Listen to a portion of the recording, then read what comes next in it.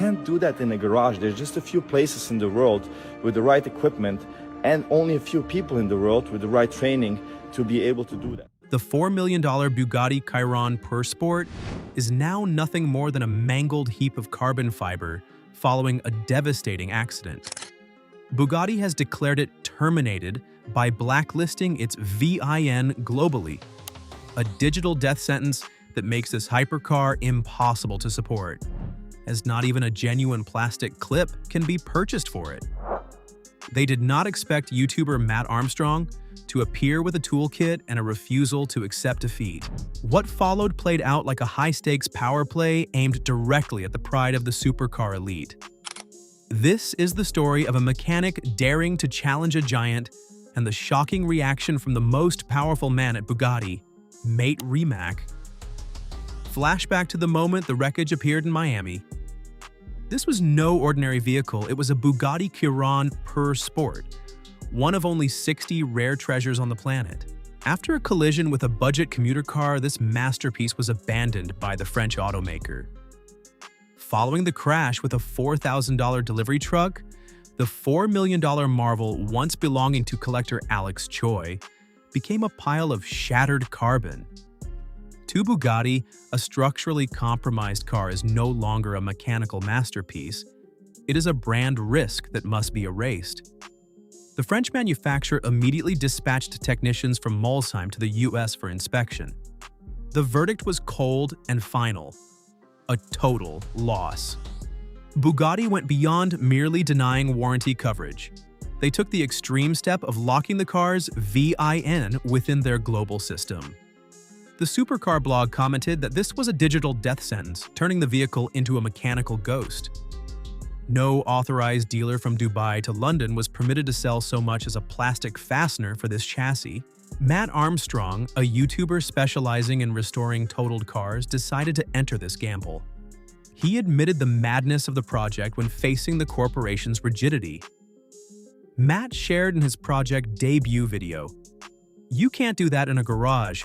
There are only a few places in the world with the right equipment, and only a few people in the world with the proper training to do it."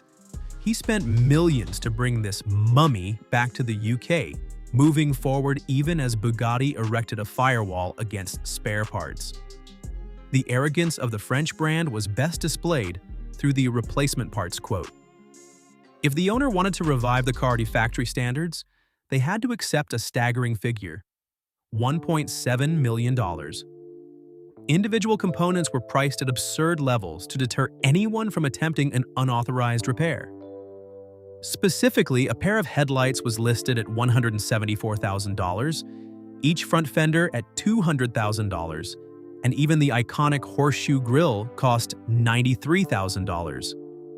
Matt Armstrong remarked on this figure with heavy irony, "It's an archaic deterrent tactic, designed to ensure that if you can't afford to fix it their way, the car remains in the shadows forever."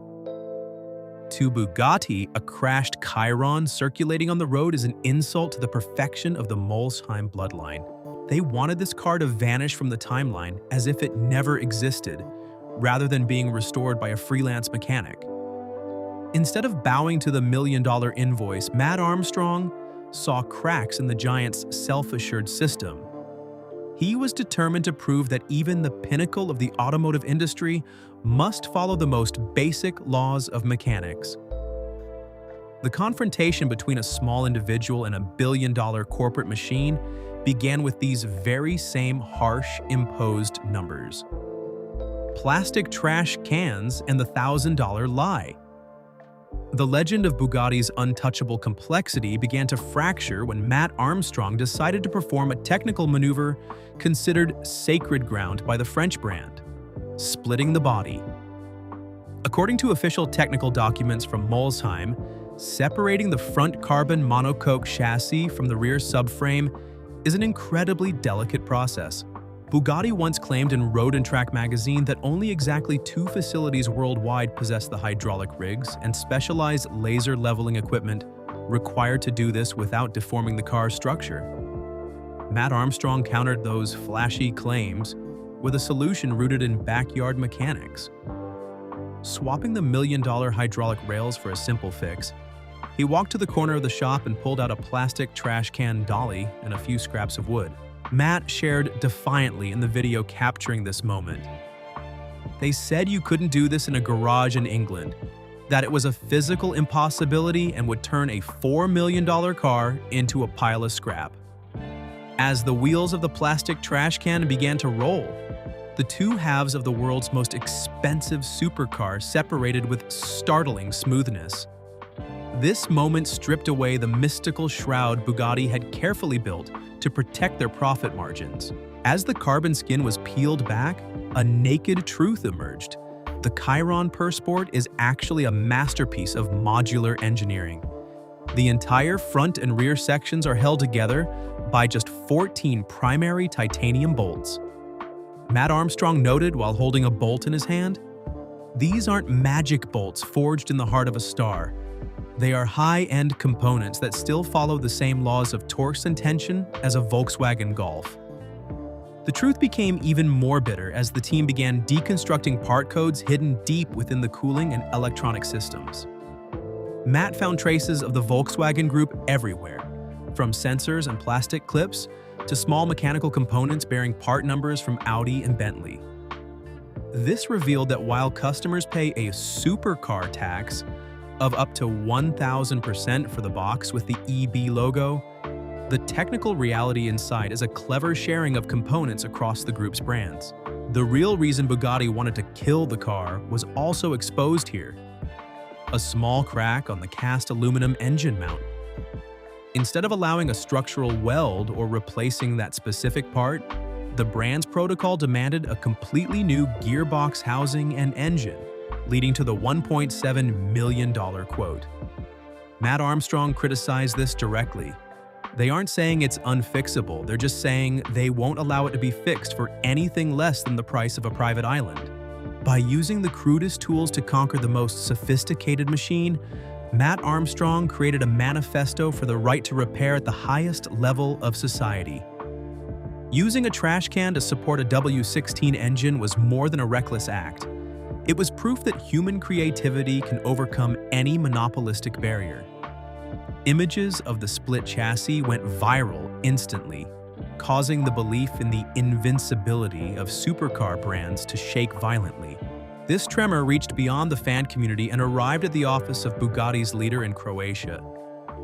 As the technical myths were publicly unmasked, the Molsheim giant realized they could no longer remain silent in the face of a defiant mechanic with a YouTube channel followed by millions. An unthinkable dialogue was about to take place, completely changing the landscape of this legal and technical war. The 24-hour ultimatum tensions erupted into a global media standoff when Alex Choi, the car's former owner, issued a bold statement on social media. He set a grim deadline for the French automaker. "Bugatti, you have 24 hours to delist this car from the blacklist, or we will 3D print every structural part ourselves." This was not just an empty threat. It was a direct attack on the concept of supercar exclusivity. If an individual could 3D scan and manufacture a $200,000 fender, Bugatti's entire parts pricing system would collapse. The shockwaves reached the office of Mate Rimac, the head of the Bugatti-Rimac alliance. Foregoing a response through an army of lawyers or a Volkswagen Group ban, the young CEO took a step that shattered every rule of industrial diplomacy. He messaged Alex Choi's personal account directly with a surprising line, "Hey man, Bugatti CEO here." This appearance immediately collapsed the wall that had been so sturdily built between a billion-dollar corporation and an individual customer. Mate Rimac did not stop at anonymous messages. He appeared in a video published by Auto Evolution to explain the brand's perspective in detail.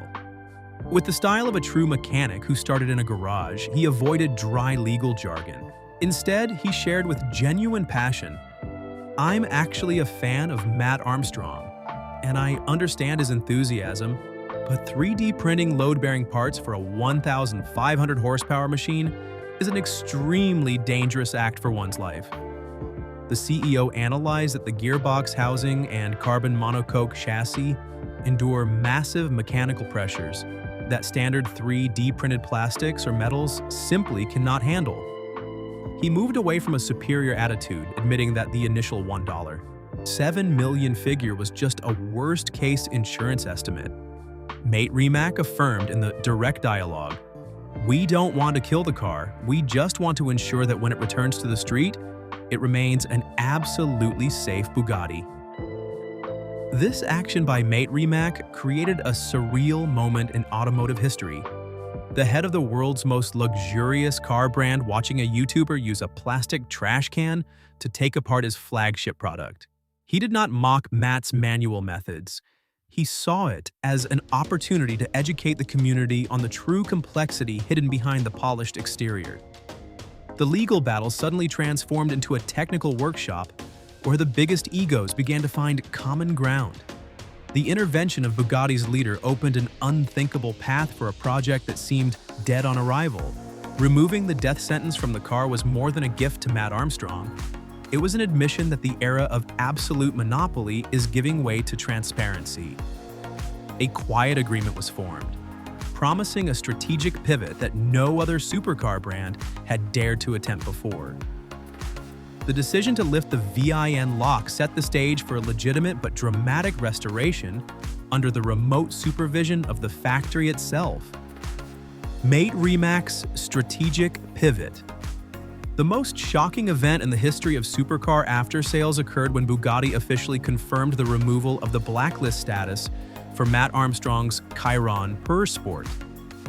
The digital outlet Motor One quickly reported on this precedent-setting decision, marking the first time a luxury car conglomerate yielded to pressure from an independent content creator. Mate Rimac did not choose a legal battle costing millions. He chose to tame the crisis through transparency and pure technical spirit.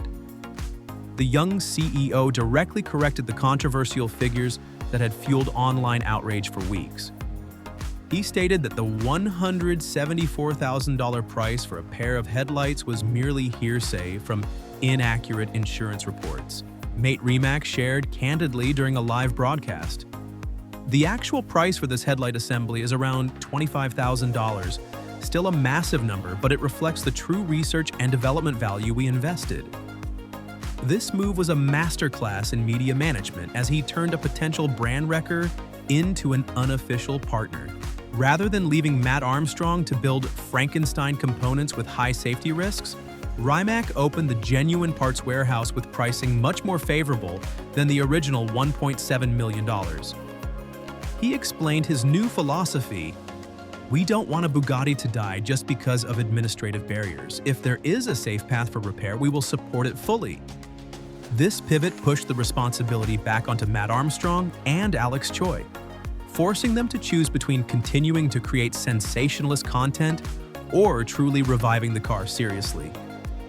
By providing technical support and key components like a new gearbox housing and engine mounts, Bugatti ensured that the most famous car on the internet would not become a mobile hazard at 400 kilometers per hour. This concession was not a defeat for the brand. It was a tactical move to protect the Molsheim bloodline's legacy and technical reputation.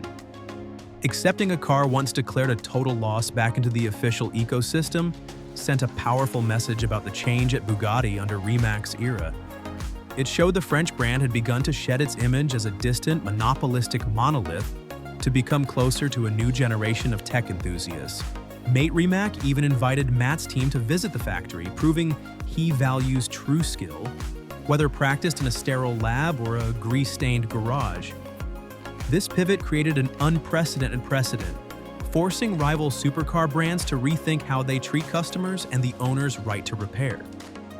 It proved that in the digital age, sincerity and transparency are currencies more valuable than any non-disclosure agreement. As the final barrier to genuine parts was dismantled, the Chiron's revival entered a new phase where the strictest standards began to be applied. The fusion of garage kid spirit and top-tier technology is preparing to birth an entirely new generation of supercars where traditional values are celebrated in an extremely modern way. A new era and the legacy of the disruptor. The Chiron Sport restoration project did more than revive a $1 million machine. It accidentally became the catalyst for a philosophical revolution at Molsheim.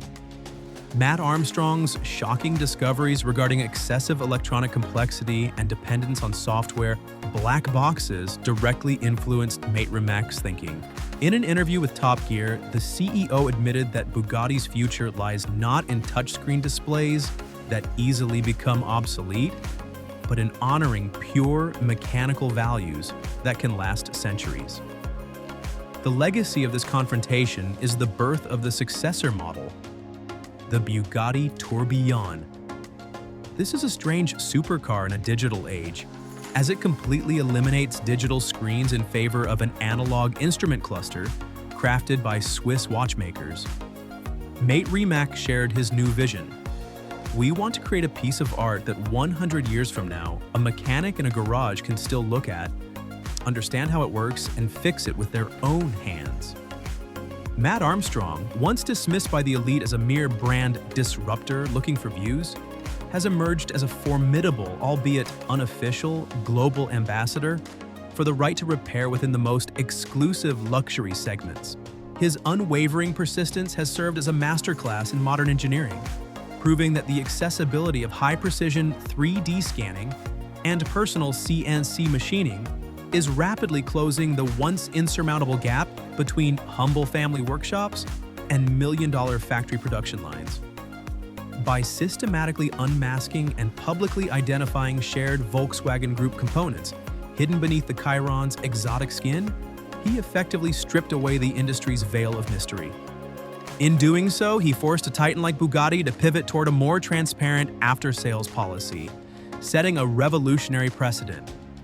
This shift ensures that future supercar owners are no longer held hostage by administrative red tape or forced to settle absurdly extortionate invoices that bear little relation to the mechanical reality of the machine. The mummified Chiron Pur Sport from Miami has now become the most famous Bugatti on the internet, carrying a story of dramatic rebirth. It serves not only as proof of the master-level restoration by the Armstrongs, but also as a symbol of the intersection between elite conservative thinking and the digital age's spirit of freedom. Bugatti's recognition of this project has opened an unprecedented precedent. A car company willing to place the customer's safety and passion above dry administrative rules. The new era of Bugatti under Mate Rimac is coming into focus with a human brand image, valuing grease-stained craftsmanship over just stock market numbers.